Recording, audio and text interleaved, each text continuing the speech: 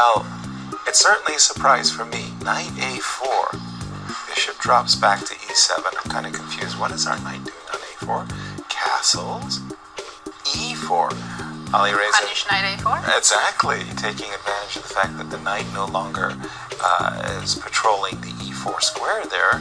He pushes the pawn with a tempo against the knight. The knight drops back to e1. Bishop f5 protecting.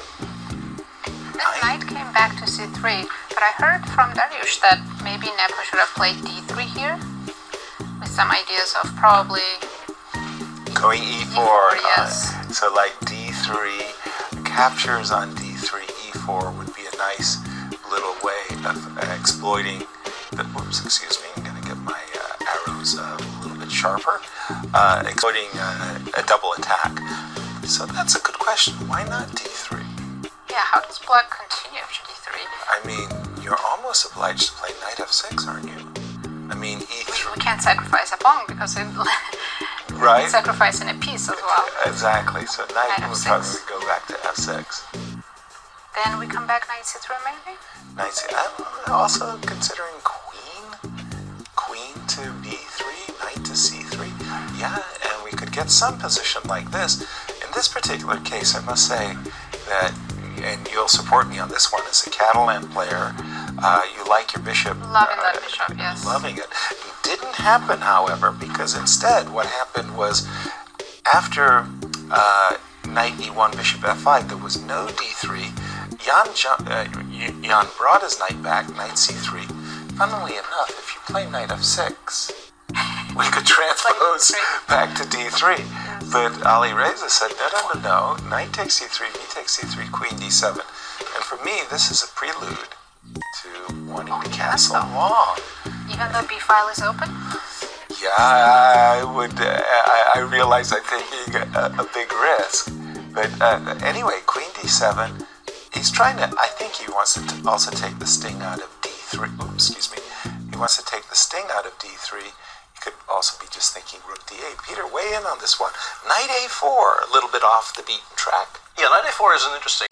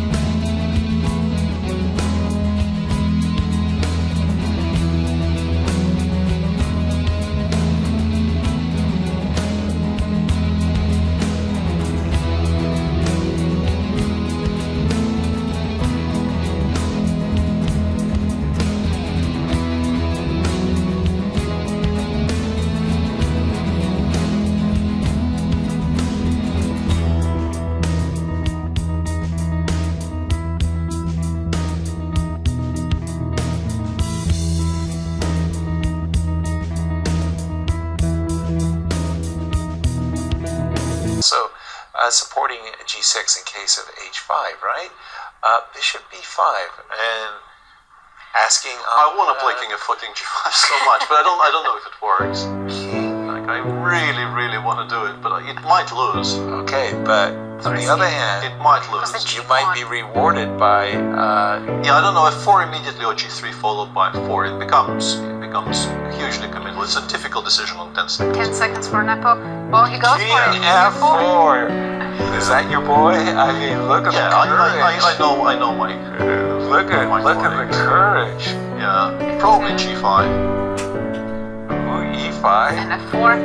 And look at Nepo. Rook f7 takes f4, but that is nice. Now you go g3 though. I don't know if we should be happy about this. I don't know if we should be happy about this at all. g3, rook g4? Oh yeah, maybe. Yep, he's played rook g4. I think white is winning now.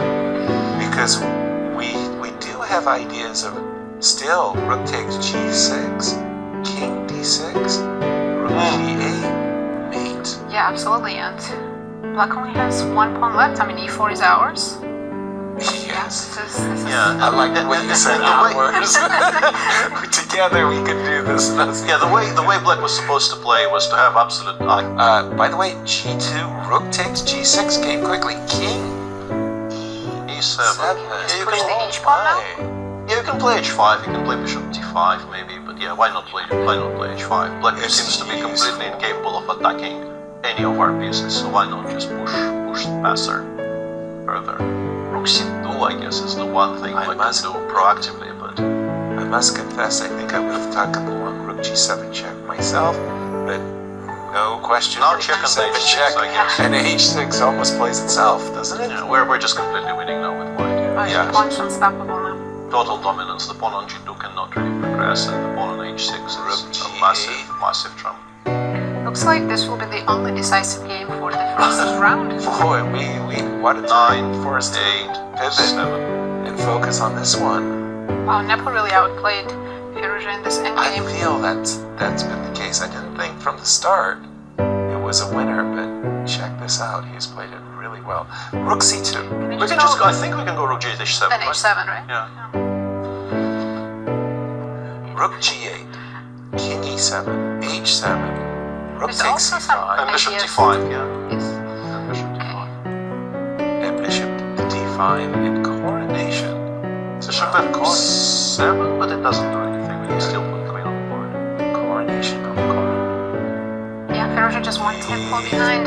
Done it. He's played the movie. h7 on the board. Yeah. Expect. You don't really have anything apart from rook c5 check here. I guess he's considering g1 queen, Then And rook then- h2. a rook h2 No, but that never works. Yeah. Now I bishop know. d5 and. for sure. Yeah, the problem for Firouzja is you can take on d5, give a check, take on g8, but after h takes g, the g2 pawn still doesn't quit. That is so unfair. Yeah, and here is Administration. Wow, congratulations. I mean, look, I'm telling you, that move king f4, that showed some courage. I mean, it wasn't. He didn't have enough time to calculate it out completely to make sure he was winning, but he went for it, took a risk. Yeah. And it's one of those cases where it's an